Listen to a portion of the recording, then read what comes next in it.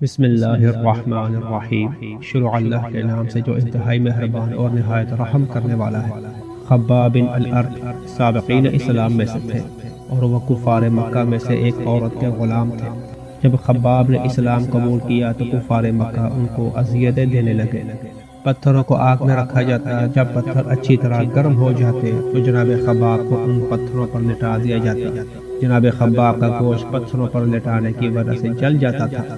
خباب کہتے ہیں کہ ایک دفعہ رسول اکرم صلی اللہ علیہ وآلہ وسلم خانہ کعبہ کے سایہ میں لیٹے ہوئے تھے۔ میں نے آپ سے کفار کی ایذا رسانیوں کی شکایت کی اور عرض کی، یا رسول اللہ، آپ اللہ تعالیٰ سے درخواست کیوں نہیں کرتے کہ وہ ہمیں ان ظالموں کی ایذا رسانی سے نجات دلائے اور ہمیں سکھ کا سانس لینا نصیب ہو۔ میری یہ بات سن کر آپ فوراً اٹھ کر بیٹھ گئے اور آپ کا چہرہ غصہ سے سرخ ہو گیا اور فرمایا، تم سے پہلے جو لوگ گزرے ہیں وہ ان تمام تکلیفوں پر صبر کرتے تھے۔ کفار ان کو پکڑ لیتے اور ان کے سامنے ان کی قبریں کھودی جاتی تھی، ان کے سروں پر آرے چلائے جاتے تھے، لوہے کی بنی ہوئی کنگھیاں ان کے گوشت میں داخل کی جاتی تھی، لیکن اس کے باوجود وہ اپنے دین سے منحرف نہیں ہوتے تھے۔ اللہ تعالیٰ اسلام کو اتنی قوت دے گا کہ انسان تنہا سوار ہو کر صنعاء سے لے کر حضرموت تک سفر کرے گا، لیکن اسے اللہ کے علاوہ کسی کا خوف نہ ہوگا۔ تم جلد بازی کر رہے ہو اور صبر سے کام نہیں لے رہے۔ خباب لوہار تھے۔ رسول خدا صلی اللہ علیہ وآلہ وسلم ان کے پاس تشریف لاتے اور ان سے گفتگو کیا کرتے تھے۔ خباب کی مالکن کو جب اس بات کی خبر ہوئی تو اس نے لوہے کی سلاخ گرم کر کے خباب کے سر کو داغا۔ خباب نے اپنی مالکن کی شکایت نبی اکرم صلی اللہ علیہ وآلہ وسلم کے پاس کی۔ آپ نے اس عورت کو بد دعا دی۔ اس عورت کے سر میں شدید درد ہوا اور درد کی شدت سے وہ کتے کی طرح آوازیں نکالنے لگی۔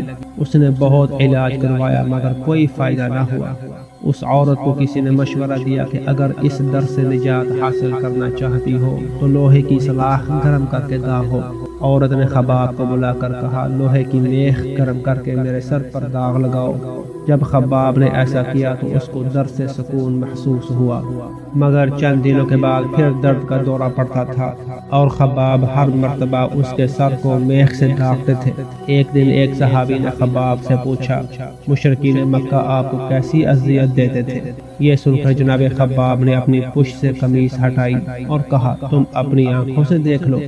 جب اس صحابی نے خباب کی جلی ہوئی پشت دیکھی تو بہت متعجب ہوئے اور کہا، خدا کی قسم، میں نے اپنی پوری زندگی میں ایسی جلی ہوئی پشت نہیں دیکھی۔ خباب نے کہا، مشرکین مجھے آگ کے دہکتے ہوئے انگاروں پر لٹا دیتے تھے اور جب تک انگارے ٹھنڈے نہ ہوتے تھے مجھے ان پر لٹائے رکھتے تھے۔ انہی خباب کا بیٹا عبداللہ بن خباب حضرت علی علیہ السلام کے مشہور جانثاروں میں سے تھا۔ ایک دن جناب عبداللہ بن خباب کہیں جا رہے تھے اور ان کی حاملہ بیوی بھی ان کے ساتھ تھی۔ راستے میں خوارج نے ان سب کو بڑی بے دردی سے قتل کر دیا۔